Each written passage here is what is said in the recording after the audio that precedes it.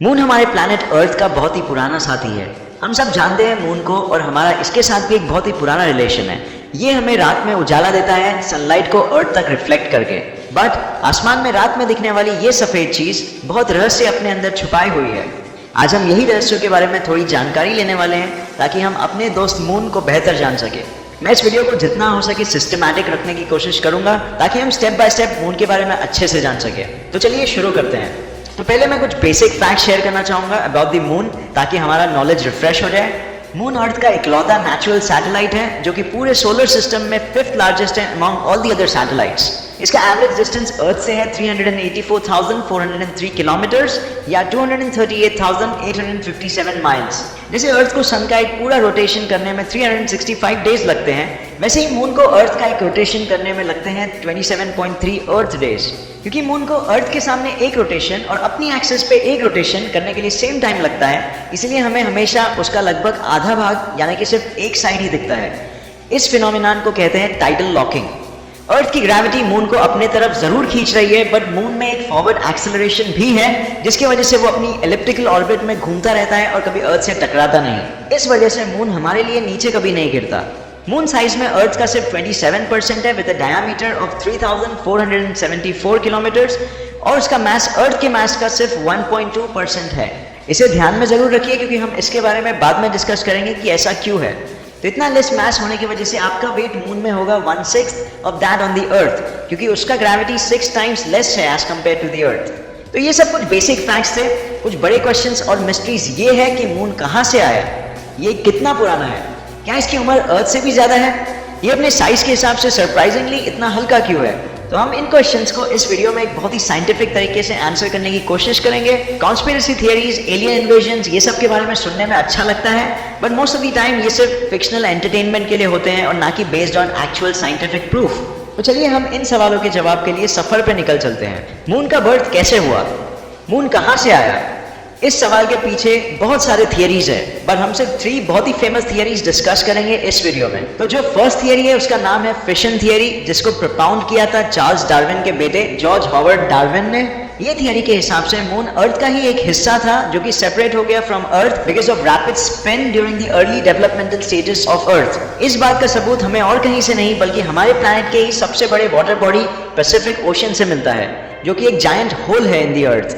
फिर जो next theory है उसका नाम है द कैप्चर थियरी, जो बताती है कि मून बेसिकली एक भटका हुआ एस्ट्रोनॉमिकल बॉडी था और जब वो सोलर सिस्टम से पास हो रहा था तो अर्थ की ग्रेविटी ने उसे अपने पास खींच लिया और अपने अराउंड उसके ऑर्बिट को लॉक कर दिया। तो ये दो थियरीज काफी वैलिड लगते हैं, बट ये हमारे बेस्ट और मोस्ट ट्रस्टेड गेसेस में से नहीं है। एक और थियरी है जिसके सपोर्टिंग एलिमेंट्स काफी ज्यादा हैं as compare to these two. ये थियरी एक वेल एस्टैब्लिश्ड थियरी है जो वाइडली रिकॉग्नाइज्ड और एक्सेप्टेड भी है बाय साइंटिस्ट्स। इस थियरी का नाम है द जायंट इंपैक्ट थियरी।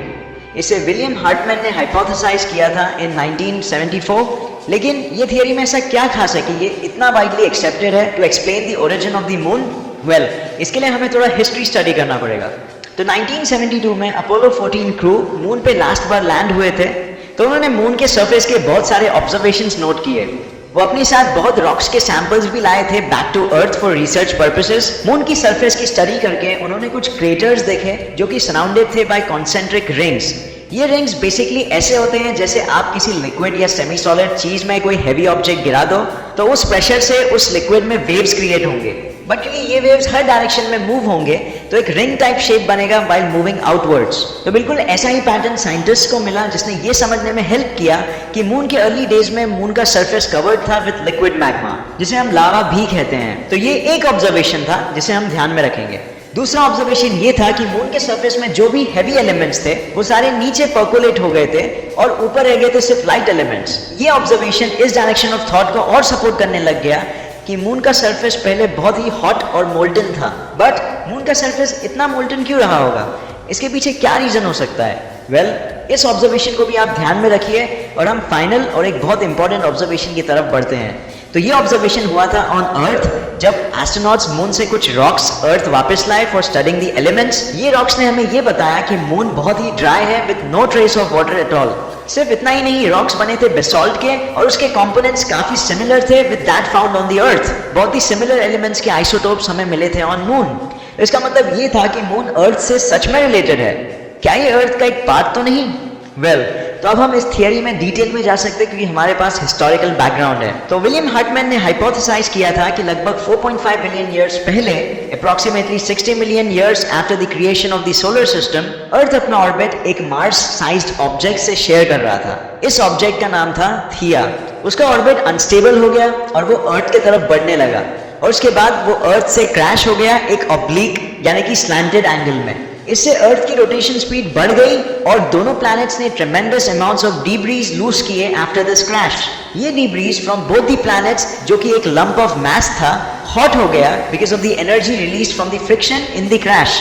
ये नया ऑब्जेक्ट जो बना फ्रॉम द हॉट मास था मून, और इस वजह से मून के इनिशियल स्टेजेस में उसका सरफेस मैग्मा से कवर्ड था और उसके बर्थ के टाइम हुए massive collision coupled with magma created as a result ने प्रैक्टिकली हर ट्रेस ऑफ वाटर को इंसिनरेट कर दिया। ये एक्सप्लेन करता है कि मून इतना ड्राई क्यों है। अब हम इस वीडियो में पहले भी ये वंडर कर रहे थे कि मून का मास उसके साइज के हिसाब से इतना कम क्यों है। तो इसका रीजन यही है कि मून बना है अर्थ और थिया के मैंटल से, और इस वजह से उसका खुद का एक बड़ा डेवलप्ड कोर नहीं है।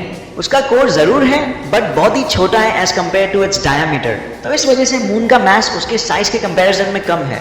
अब फाइनल ऑब्जर्वेशन कुछ स्पेस प्रोब्स द्वारा किया गया था इस थियरी को एस्टैब्लिश होने के बाद कि मून इतना बैरन नहीं है। उसमें उसके पोल्स की तरफ हाइड्रोजन एटम्स है जो ये बताता है कि उसके क्रस्ट में वाटर फ्रीज हुआ हो सकता है।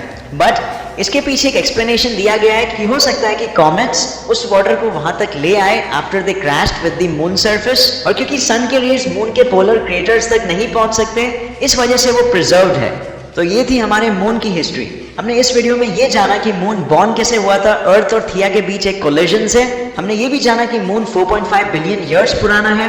इसका मास इसके साइज के कंपैरिजन में इतना कम है because it is made from the mantles of both the planets. ये इतना ड्राई इसलिए है बिकॉज कोलिजन के वक्त हीट की वजह से सारे वाटर मॉलिक्यूल्स इवेपोरेट हो गए थे। इसके पोलर कैप्स में अभी भी फ्रोजन वाटर कंपाउंड्स है जो डिपॉजिट किए थे कॉमेट्स ने और अब तक एग्जिस्ट करते हैं because of the sun rays inefficacy to reach the polar craters. तो इस वीडियो के लिए बस इतना ही। उम्मीद है आप लोगों को चांद के बारे में कुछ नई जानकारी जरूर मिली होगी। अगर ये वीडियो पसंद आया तो प्लीज इसे लाइक और शेयर करना मत भूलिए ताकि ये इन्फॉर्मेशन ज्यादा से ज्यादा लोग तक पहुंचे। बहुत से लोग कुछ कॉन्स्पिरेसी थियरीज में बिलीव करते हैं जिसमें कुछ सच्चाई नहीं होती और बस सिर्फ ऐसी ही फैलती रहती है क्योंकि सुनने में अच्छी लगती है। अगर आपने मेरे चैनल को सब्सक्राइब नहीं किया है अब तक तो प्लीज इसे सब्सक्राइब कर लीजिए क्योंकि ये मुझे ऐसे ही और इन्फॉर्मेटिव वीडियोस आप तक लाने में बहुत हेल्प करेगा। तो नेक्स्ट वीडियो में मिलते हैं ऐसे ही किसी नए वीडियो के साथ। तब तक के लिए देखते रहिए और सीखते रहिए। जय हिंद।